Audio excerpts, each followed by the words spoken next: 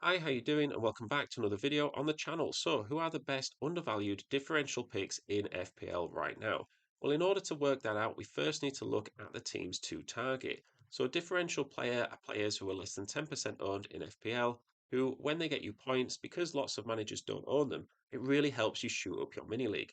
Now, we don't need a team of differential players. That's a little bit too risky. One or two for your fourth defender or midfielder or third forward is absolutely fine. Now, the teams to target with good fixtures are Chelsea, Palace, West Ham, Arsenal, Bournemouth, Brighton, and Everton. And if you're looking at getting a differential player in for the short term, having teams with good fixtures, players that are underperforming their data, is a recipe for success. So let's take a look at the best differential goalkeepers, and we've got the last 6 weeks worth of data here.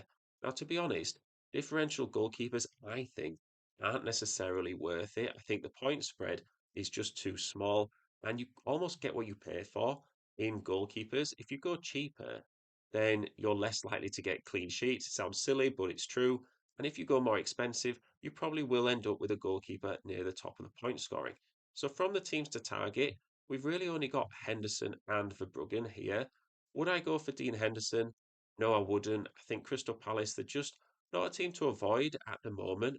I wouldn't be targeting them with a free transfer. If you're on a wild card and you want Henderson for the rest of the season and you believe in Crystal Palace long term, then go for it. But really, if you've got a free transfer, because they're so valuable with doubles and blank game weeks coming up, I just wouldn't use it on a goalkeeper anyway. Verbruggen is definitely a cheaper option, but Brighton for me are so unpredictable. You're just going to end up stuck with a goalkeeper. I think that you don't really want that's getting you 2 points more often than not. Other than Raya and Pickford, who obviously aren't differentials, but I think they are just the best goalkeepers to get in. I could see getting in a Kelleher and just targeting Brentford's home fixtures and saying, right, I think they're going to get clean sheets more often than not at home because the home form is so good, and then rotating with maybe a Dubravka or even a Carl Darlow from Leeds if he keeps his place when Brentford are away, and you just kind of accept that more often than not you're not going to get clean sheets, and you use the money you save from not having a Raya or a Pickford to invest in your team elsewhere. So into the defenders, and this chart is for the whole season's worth of data for players that are under 10% owned. So we're looking at goals conceded versus expected goals conceded, and anyone who is below the line is overperforming their expected defensive data. They're conceding fewer goals than the data says they should be. Anyone who is above the line has conceded more goals than the data says they should. They're maybe not doing as well defensively, but with good fixtures coming up, could turn that around in the short term. First, I wanted to talk about Crystal Palace defenders again because they're on the teams to target list. Now, a bit like Henderson, should you rush to get in Palace defenders? Absolutely not. But if you already own one, I definitely don't see the reason to sell. I think we just kind of wait and see where the dust settles for someone like a Palace, and then we move forward from there. Someone like a Chris Richards is absolutely fine to get in as a cheap defender, but also to keep in as a rotation piece. I don't really see the need to rush him out.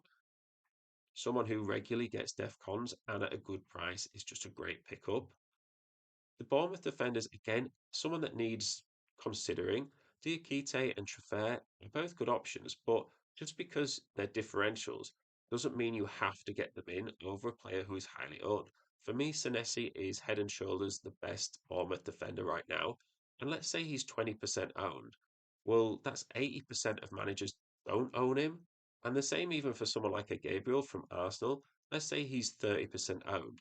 Well, that's only necessarily 50% of players, FPL managers maximum, that are going to own both Senesi and Gabriel because 30% plus 20% is 50%. And not all of those managers are going to own both. So by owning a combination of popular defenders or popular players, you can create your own differentials as well.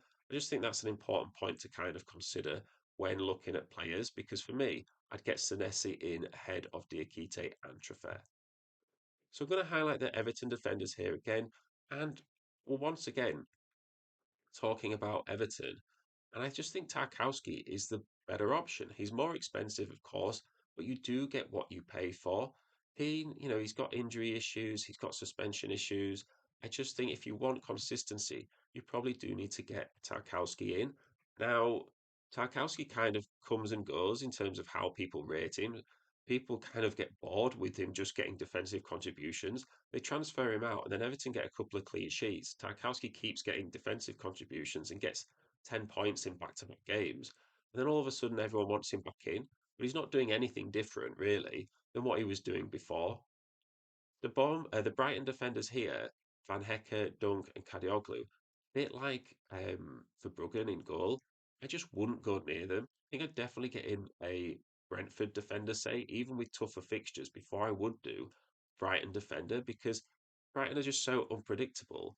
You just don't know how they're going to do. Whereas at least Brentford at home, you do know that historically this season they're going to perform well.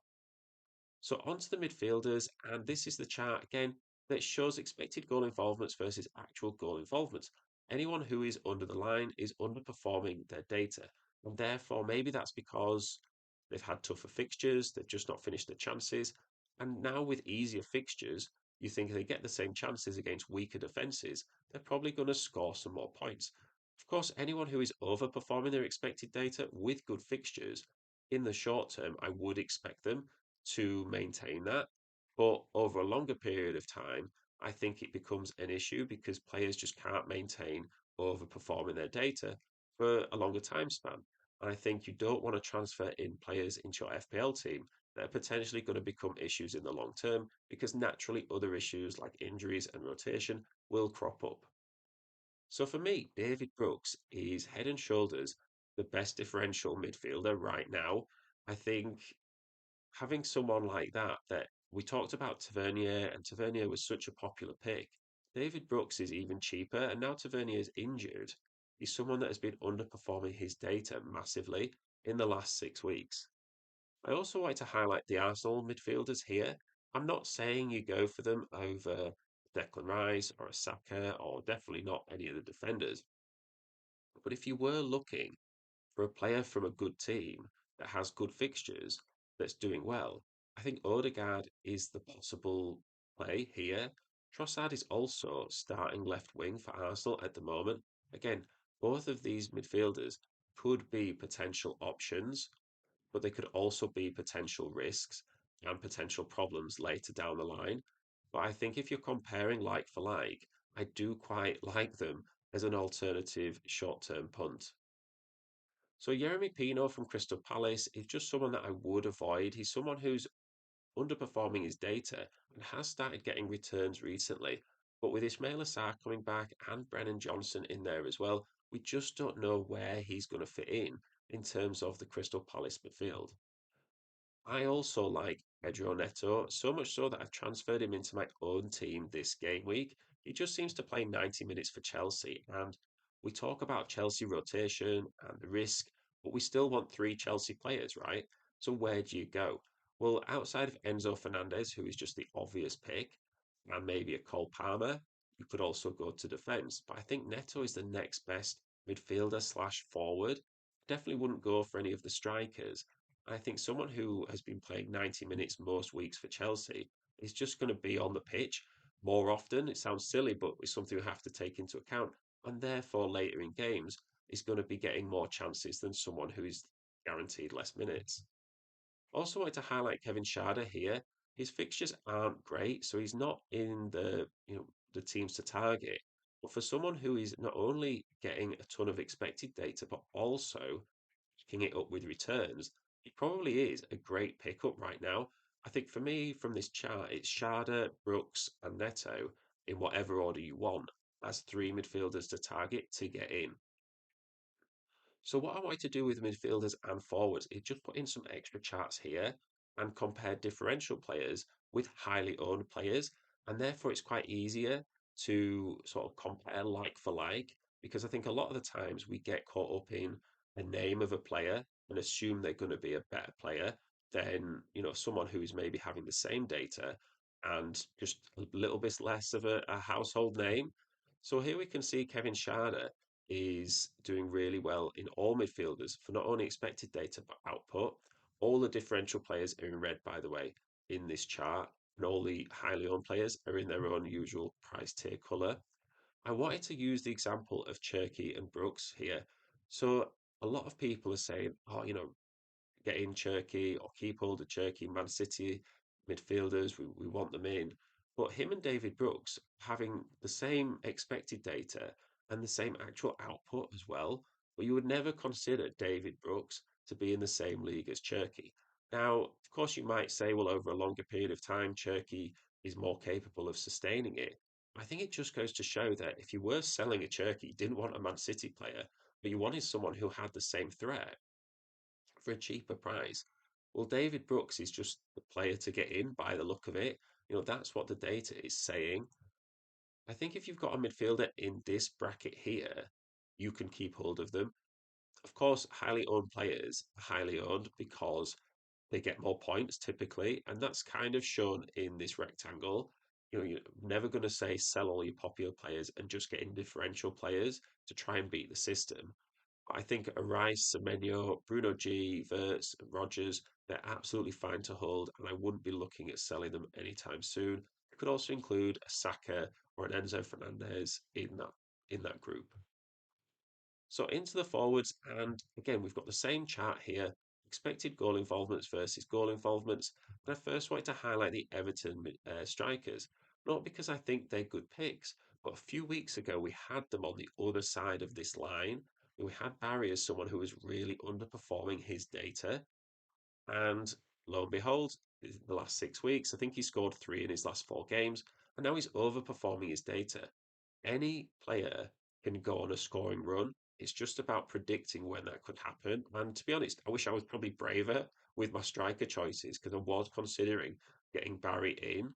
And it's really hard to back up, and it's not a guarantee that it's always going to work. But I think it is an important point to make that someone who's underperforming their data with good fixtures coming up, you just got to kind of trust that they probably will start returning. So the same goes for someone like a Bowen or a Gyökeres. Both of these are underperforming their data.